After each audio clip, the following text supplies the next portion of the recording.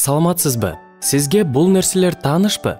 Бутту учкаштырып отуруу, тырмакты тиштөө, оозго калем сапты салуу, чачты сөөмөй менен айланта берүү, тамеки тартуу, эриндериңизди тиштей берүү, телевизор көрүп тамактануу, сөгүнүп сүйлөө, колдогу шакекти айлантуу, отурганда бутту силкилдете берүү, колду кырсылдатуу, майда чүйдө нерсеге деле ачуулана берүү. Булар жаман адаттардын толук тизмеси эмес. Негизинен адат деген эмне? Адат бул кайсы бир нерсени кайталап жасай берүүнүн натыйжасында калыптанган жүрүм-турум. Адат деген сөз латын тилиндеги habitus деген сөздөн келип чыккан. Бул сөз салттарга, кийимге карата колдонулчу. Баштапкы кезде бул сөз адамдын белгилүү бир даражада экендигин көрсөткөн кызмат же иш аткарган учурда кийген кийимдерин сүрөттөө үчүн колдонулган. Мисалы, аскердик кийим, дарыгердин кийими, куруучунун кийими. Демек, биздин адаттарыбыз бул биздин кийимдер сыяктуу бизди мүнөздөгөн нерсе.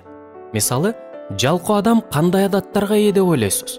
Анын кандай кийимдери бар? Ал көп уктайт, жоопкерчиликтен качат, баштаган иштерди аягына чыгарбайт.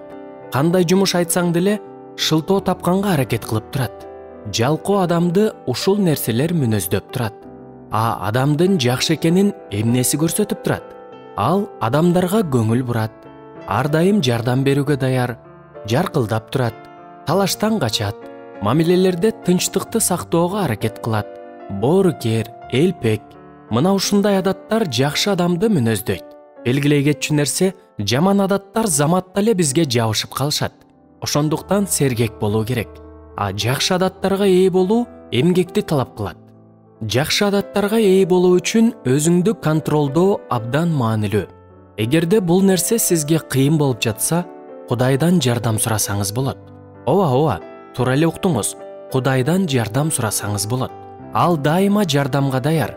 Жардам берет дегенде бул сиз эртең менен турсаңыз эле жакшы адаттарга ээ болуп, өзүңүздү оңой эле контролдоп каласыз дегенди түшүндүрбөйт. Кудай сиздин жашооңузда ошол жакшы нерселер калыптаныш үчүн абалдарды түзүп берет. Акыр аягы сиз өзүңүз бул нерсеге жоопкерчиликтүүсүз. Сизде тандоо эркиндиги бар. Эч ким сизди мажбурлап, жаман же жакшы ишти кылдырбайт.